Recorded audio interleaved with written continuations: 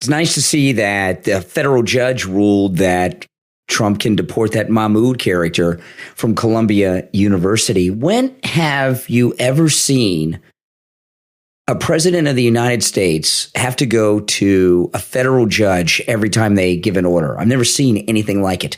You're listening to the Brian Craig Show podcast. My name is Brian Craig, and the Brian Craig Show is brought to you by Tom Laporta at Laporta Contracting and Roofing. If you're in the state of Florida and you need roof replacement or repair, Tom Laporta is your guy. He'll never sell you a roof you do not need. Online at LaportaRoofing.com.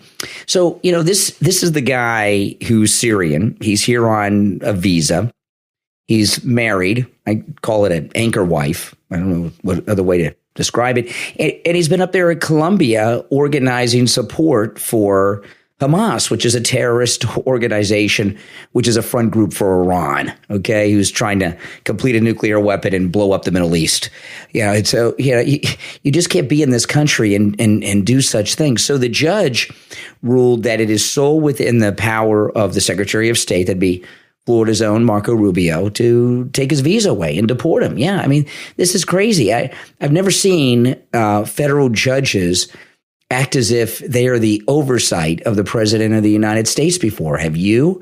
And I'm not saying there haven't been isolated cases here and there, but it seems to me every time President Trump makes a decision, they go to a federal court. And these leftists, they keep talking about, well, we just want due process. What they mean by due process is keep things going around this hamster wheel of the federal courts forever and ever and ever. And it never ends. Their due process never ends. Well, in the future, maybe what the Trump administration should do is not tell anyone about these arrests, just send them back and process them in flight to their country of origin. And then when people like Mahmoud are in Syria or wherever they're from originally, they can hire some ACLU lawyer from Syria and try to get back in the United States. I mean, this is ridiculous. It's law. I don't like to call it lawfare. It's kind of like law insurrection. All right. Now, got a few things I wanted to touch base on. One thing I've talked about a lot, and it's in the title of the podcast and everything. So, you guys know what it is with Megyn Kelly. A lot of times women just don't get along well in the workplace. I don't know. Some of you may think that's sexist, and I don't think it is. It's just the way it is. And one of, I think, the most popular members of the Trump cabinet is Christy Noem. And this is a big comeback for her, because when she had that book out about the thing with the puppies, oh my goodness, she's lucky to be back on the national scene. And she's leading these ICE raids. And of course, Christy Noem is blessed with good looks, and she takes very good care of herself, and she gets all made up. And Megyn Kelly just went off on her. They're calling Christy Noem Ice Barbie. Let me play this. This is Megyn Kelly. She's cosplaying ICE agent. And she, of course, is doing it with like 25 pounds of hair, only to be outdone by her 30 pounds of makeup and false eyelashes. There's no false eyelashes on an ICE raid. Stop trying to glamorize the mission and put yourself in the middle of it as you cosplay ICE agent, which you're not. I can't stand these photo ops, you guys. I think they diminish ICE. They diminish DHS, CPB. She's not an agent. She is an administrative policy person appointed by Trump because she was very loyal to him. Fine. But stop with the glam. I mean, she looks like I look right now, but she's out in the field with her gun being like, we're going to go kick some ass. No one wants you there. Who's really? No one wants her there? I don't think the agents seem to mind. I've seen her on a few of these raids. The people don't seem to mind, and I think it looks pretty cool. And while she's not an agent, she is their boss, and she's entitled to go on any raid that she wants to go on. And this thing with Megyn Kelly here, talking about her hair and makeup. Have any of you ever seen Megyn Kelly without her hair and makeup done? And 10 pounds of makeup? Now, you may say, well, she's a television personality. Yeah, but if you look at what President Trump did with some of his most high-profile cabinet picks. Kristi Noem's one of them. Pete Hegseth's another. He did a lot of what President Trump would call central casting. He wanted people that are good on television, and that's very important. Good on television, so they can help promote the agenda of the administration. And if Kristi Noem went on these raids and she wasn't all made up, right? If, without the hair extensions and the makeup and everything, then she'd be attacking her for that. And, Megyn Kelly, well, I really think what Megyn Kelly is jealous. I really do. I think Megyn Kelly is very jealous. I think she likes to be the hot woman with brains in the room. And she doesn't like other beautiful women. And, the thing with Megyn Kelly, when she was on Fox, I used to talk about this a lot on the show. People would make fun of me. But if you go back and look at this, I thought what she did was so strange. She used to do this thing, Megyn Kelly, where she had a transparent desk. She would sit at I'm sure it was made out of plexiglass or something, but it was a transparent desk. And she would sit at this desk, and the desk was elevated, so you'd see her legs and everything. And it was almost like a tease of a Basic Instinct Sharon Stone kind of thing every time she was on TV. And that's one of the reasons. I mean, she's good. I like Megyn Kelly. Don't get me wrong. I mean, she's, I do listen to her on occasion. And I do enjoy her program and some of her interviews. I don't always agree with her like this time, but overall, I like her. She's better than most of these people. But let's face it, she got where she is not because she's some big investigative journalist. She's not. She's gotten where she is based on doing all the things she's giving Kristi Noem a hard time for, doing her hair and makeup and looking pretty. If Megyn Kelly did not look like she's got a good voice too. But if she did not look the way she looks, if she did not make herself up and have that transparent desk that she had on Fox News, she wouldn't be where she is today. And I'll tell you another thing, too. If you look at the background on her current show, I know it's supposed to maybe be a flower, but it kind of looks like a vagina background. It's very vagina monologues, that background that Megyn Kelly uses on her show. But I think she sounds jealous of Kristi Noem. Let me know what you think in the comments. Okay, now another thing that they're obsessed with President Trump always, this was in the first term, that they were never obsessed with other presidents, and this is his cognitive ability.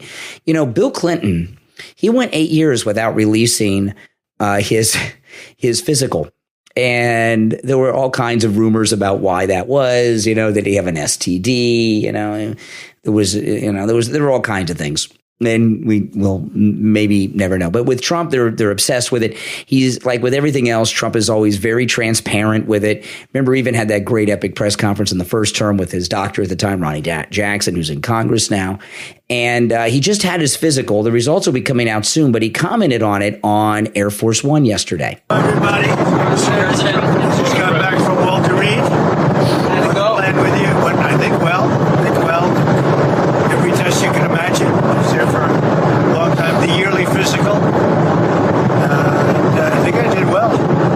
I think they're releasing the report on Sunday. Doctors, highly respected doctors. Great place, amazing place. Did they give you any suggestions or advice on anything you need to change up? A little bit, but overall I think I felt I was in very good shape. Good heart, a good soul, very good soul. And I wanted to be a little different than Biden. I took a cognitive test. Oh, here we go. And I don't know what to tell you other than I got every answer right. I took just a lot of different tests having to do with the heart, having to do with other things. And I think you'll find that they're going to release the report on Sunday. Okay, so he passed the cognitive test. Sorry, liberals. And he got every question right. Yeah, and this is this is really an amazing thing. And this is one of the things that just drives them through the roof, because they are obsessed that he's got cognitive problems and they want to believe it. So when he passes these cognitive tests, it just sets them over. And I don't even know if I could get every question right on the cognitive test. Those tests can be tricky sometimes, and he gets them right every single time. And it's one of my favorite things that President Trump does every year because the left freak out about it so much. Now, if you would like to support my content, which includes the Brian Craig Show podcast here, or as well as all my other content, including my YouTube channel, become a Patreon supporter. There's a link in the description of the episode. And if you become a Patreon supporter, you are supporting all of the content that I bring to you. And if you're a Patreon supporter, you have access to commercial-free editions of all of my podcast episodes as well. Our top Patreon supporters get a live on-air thank you shout-out on each and every podcast episode. So the names you'll hear now are our top Patreon supporters. I want to thank Andrew and Connie, Christine, ETW, Chuck, Pamela, Nick, Wesley, Heather, David, Maria in Texas, Atlas, LeeZep, Shawna, George, Brandon, Rob and Trish, Wilkerson, John S., Frank, Dale, David, Laura B., Rob, and SF Jr. Thank you all for your support. Now, President Trump's done something absolutely amazing over the weekend. He authorized the Department of Defense to militarize what's known as the Roosevelt Reservation, which I'd never heard of before. I read about it today. And I know a lot of people pretend about time someone did this with the Roosevelt Reservation. Nobody, come on. But anyway, Trump just I'll tell you what it is in a moment. President Trump just authorized the Defense Department to militarize the Roosevelt Reservation, which is an area along the U.S. border in California, New Mexico, and Arizona. And what that means is there's now a 60-foot buffer zone on a 700-mile stretch of the U.S. border with Mexico that is now considered military property. And what that means is military troops in that area can seize illegals and hand them over to Border Patrol. So he just has activated, and this just happened, and with the snap of his fingers, he just activated the United States military to completely shut down the invasion at the southern border. Boom, that's it. The powers of the presidency are huge. The president has a lot more power and authority than we've ever seen used by any of them because they don't care, the other ones, other than President Trump. Of course, they really don't care about this country and the American people. They're always worried about others for the most part, or they're focused on one or two things that have nothing to really do with us. This is absolutely amazing. And, if the military can't protect our border sovereignty, what's the point of having the military? The military isn't just to send off around the world and get involved in military industrial complex greed operations. They want us to protect the border sovereignty of Ukraine, but we can't protect our own border sovereignty. This is amazing. It is historic. This guy deserves the Nobel Peace Prize. He'll never get it, probably, but he certainly deserves it, doesn't he, Donald Trump? I mean, everything he has done in the second term has been so well planned. I mean, he has this entire second term planned like clockwork. And everything he's done has been a big move. And he does so, and I love that he isn't playing this out in the press. He doesn't care. He's just doing what's got to be done. And he's doing so many big and bold things each and every day like this. Who would have even thought that? He just did it. This military activation at the southern border, that the media don't even have time to react, because before they could mobilize to react to something, he's done three more things. It is beautiful. And the southern border is going to be locked down forever. It's great.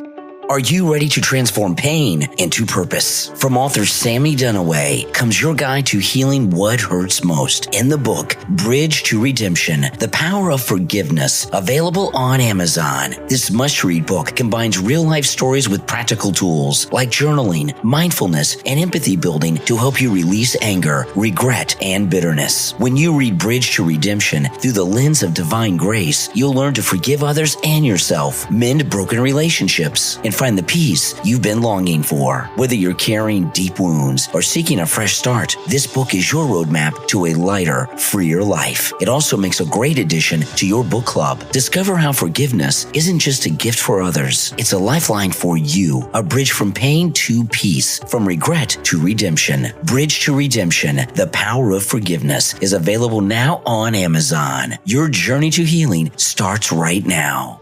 This is Dr. Philip Appleton. I'm a chiropractic physician. I've seen thousands and thousands of patients in my career. I've been a chiropractic physician here in Pompano Beach for 40 years. We're open 6 days a week. If you have sciatica, you have bursitis, you have tendonitis, you're tired of taking the pills, the drugs, the injections, and you heard that you have to live with it. Well, there's a lot of times you don't have to live with it. I've had great success with helping people. My testimonials are marvelous with patients. They love the treatment because no injections, there's no medication, there's no surgery, there's none of that. It's strictly either the laser or the acupuncture I do or shockwave therapy I do. Open 6 days a week. Come in for the free consultation and be willing to look at you and help you. Take advantage of that no-charge consultation with Dr. Appleton. Remember, appointments are not necessary and walk-ins are welcome even on Saturdays. 954-973-0710. 954-973-0710. And online, AppletonChiro.com.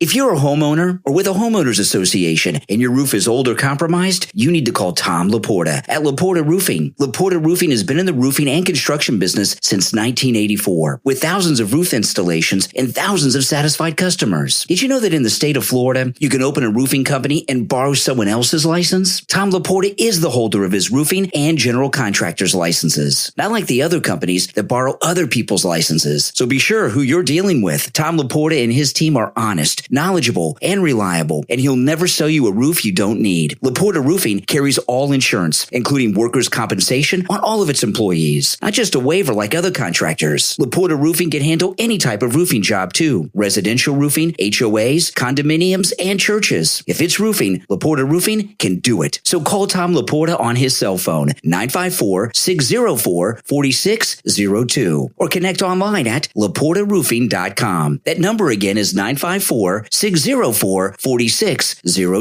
Laporta Roofing, the go-to roofing company you can trust.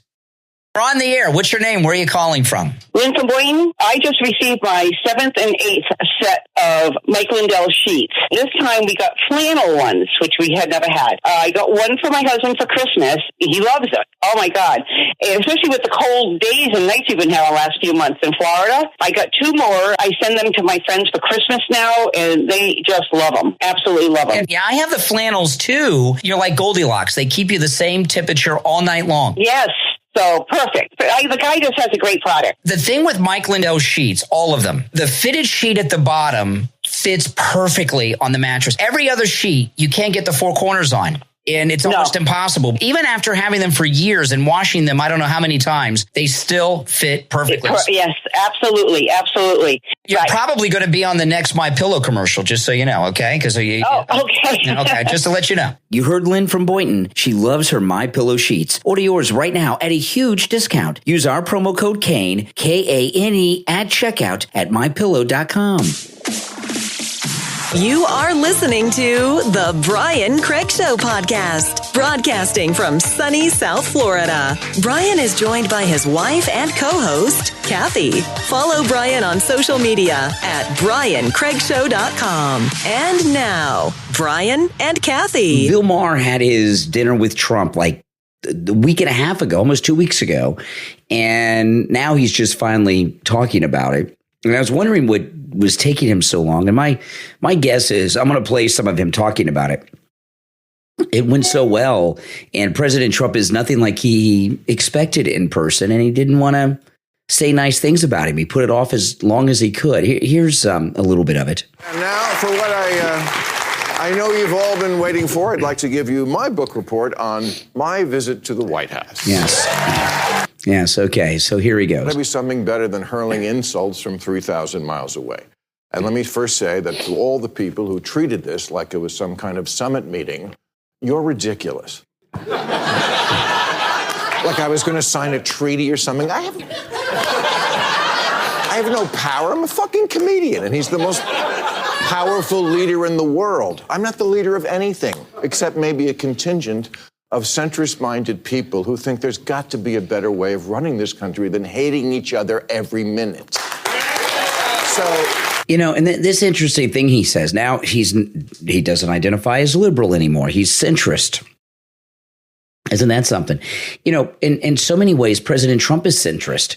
He's not a social conservative when it comes to gay rights and things like that. I think he's very centrist in so many ways. I've always thought that since he came down the escalator. Thank you.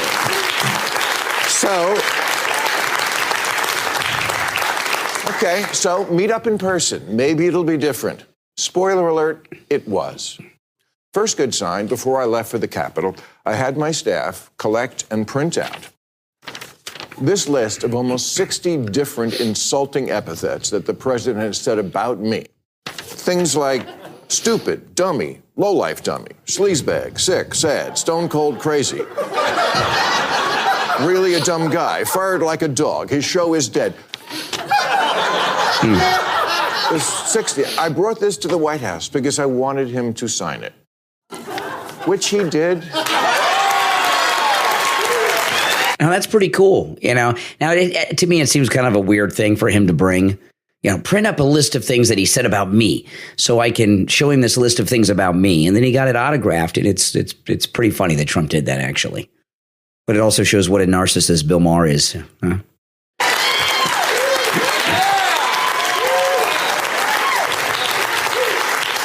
Which he did with good humor. And I know as I say that, millions of liberal sphincters just tightened. Oh my God, Bill, are you going to say something nice about him? What I'm going to do is report exactly what happened. You decide what you think about it. And if that's not enough pure Trump hate for you, I don't give a fuck. Oh. So... Wow. So, no, I didn't go MAGA. And to the president's credit, there was no pressure to. After we left the Oval Office, he showed me the little room off the office, you know, the one where Clinton used to... Okay. The blowjob room. Okay. Oh, my goodness. Well, not anymore. That's where they keep the merch now. It is. And he gave me a bunch of hats, but he didn't ask me to take a picture in one, which I appreciated. The guy I met is not the person who the night before the dinner shit-tweeted a bunch of nasty crap about how he thought this dinner was a bad idea and what a deranged asshole I was. I read it and thought, oh, what a lovely way to welcome someone to your house.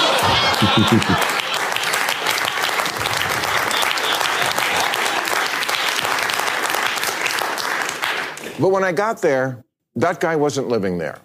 Now, does Trump want respect? Of course. Who doesn't? My friend said to me, what are you going to wear to the White House? I said, I don't know, but I'm not going to dress like Zelensky. I'll tell you that. But, okay. Just for starters, he laughs.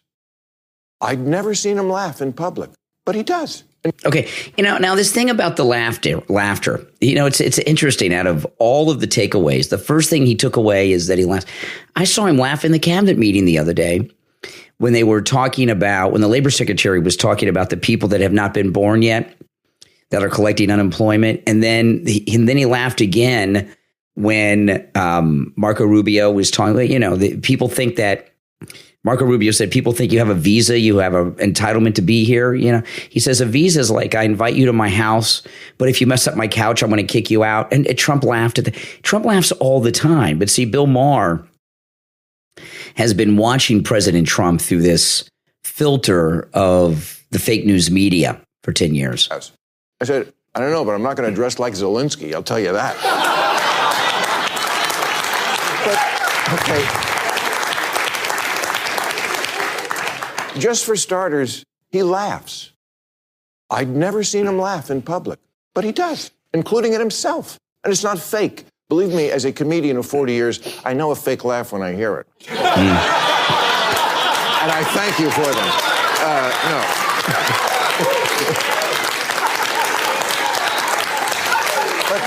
Okay, example. In the Oval Office, he was showing me the portraits of presidents, and he pointed to Reagan and said, in all seriousness, you know, the best thing about him, his hair.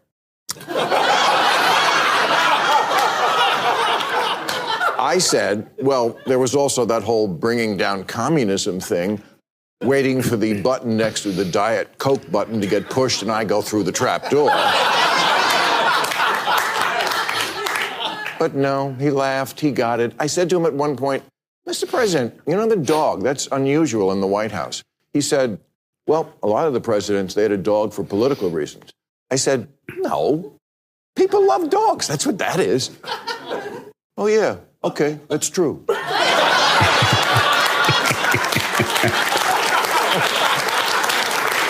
I'm telling you what happened. At one point, we were walking through it is an amazing tour of the whole house. And I don't remember exactly what we were talking about, but it must have been something with the 2020 election, because I know he used the word lost. And I distinctly remember saying, wow, I never thought I'd hear you say that. He didn't get mad. He's much more self-aware than he lets on in public. Look, I get it. It doesn't matter who he is at a private dinner with a comedian. It matters who he is on the world stage. I'm just taking as a positive that this person exists, because everything I've ever not liked about him was, I swear to God, absent, at least on this night with this guy. Bob, Kid Rock, told me the night before, he said, if you want to get a word in edgewise, you're going to have to cut him off. He'll just go on. Not at all. I've had so many conversations with prominent people who are much less connected, people who don't look you in the eye, people who don't really listen because they just want to get to their next thing, people whose response to things you say just doesn't track, like, what? None of that with him. And he mostly steered the conversation to, what do you think about this? I know, your mind is blown, so's mine. Yeah, when you think about this, now the way that President Trump is in this description for Bill Maher, which I totally believe, what he's saying is true. I'm not surprised by any of it. That's the man I see. That's the man you guys see. But to Bill Maher, there's this whole new person that he never knew existed before, right? And it really shows you a guy like Bill Maher. He follows the news religiously. He's very into the news. And he still thinks, or thought until he had dinner with him, that President Trump was all of these things that he's not.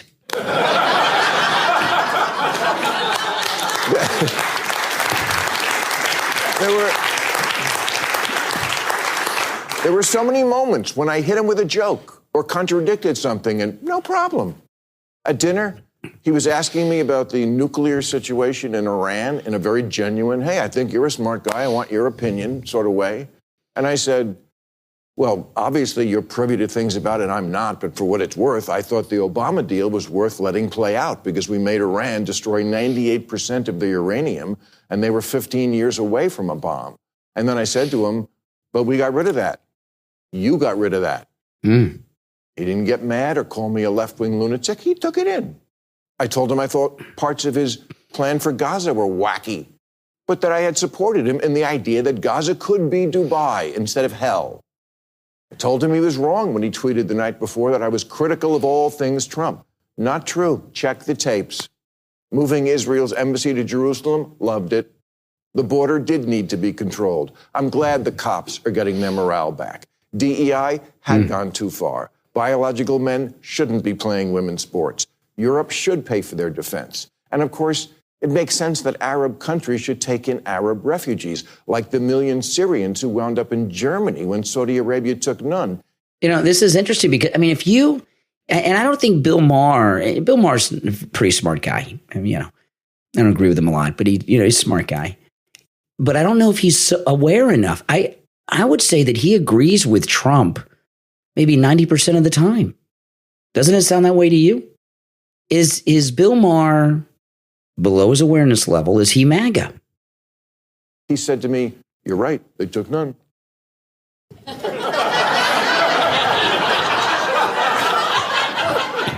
I said, well, you should remind your boyfriend in Saudi Arabia that the next time you see him.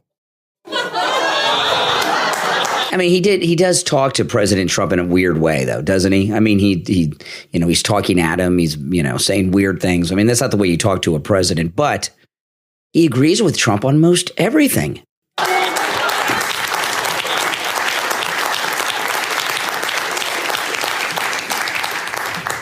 He laughed. I never felt I had to walk on eggshells around him. And honestly, I voted for Clinton and Obama, but I would never feel comfortable talking to them the way I was able to talk with Donald Trump. That's just how it went down. Make of it what you will. Me, I feel it's emblematic of why the Democrats are so unpopular these days. Yeah. Okay. And he goes on and on. I mean, that is, I think that's phenomenal. And, a lot of people may say, well, who cares? He's a comedian. He's Bill Maher. Who cares? Well, in the scheme of things, it matters, I think, more than you realize, because what Bill Maher is doing to a group of people that don't really see reality, he's humanizing President Trump to a lot of people who don't see him as a human. And not only is he humanizing him, he's also giving a lot of people that are not MAGA permission to like him, permission to agree with him, permission to agree with a lot of the things that he does and says and is supporting and is doing for our country and in the world. That's pretty amazing what happened there with Bill Maher. And it is very important. And Kid Rock set it up. And it's the beginning of something. It really, truly is. This country's been red-pilled. The liberal viewpoints are just out of whack. Yet today, Bernie Sanders and AOC had another one of the rallies. I heard a clip of it on CNN a little while ago. And Bernie Sanders says, if they have to take down Social Security and Medicare, they'll do it. Everyone knows that's got two brain cells that Doge in the Trump administration are making Social Security and Medicare more secure because they're getting rid of all this fraud that's been ripping off the system. And the Democrats have these talking points from the 80s and 90s that just aren't even credible anymore. And that's why someone like Bill Maher, he doesn't have it in him to say he's a conservative, okay? He says he's a centrist. And, so that centrist thing, that's fine. If someone wants to call themselves a centrist and not vote for these Democrats, see, we got the midterms coming up. And there's a lot of people that may never be able to get themselves to vote Republican. But if they're not jazzed up to vote Democrat, that's like voting Republican. And if you notice, he said he voted for Clinton and Obama. I didn't hear him say he voted for Biden or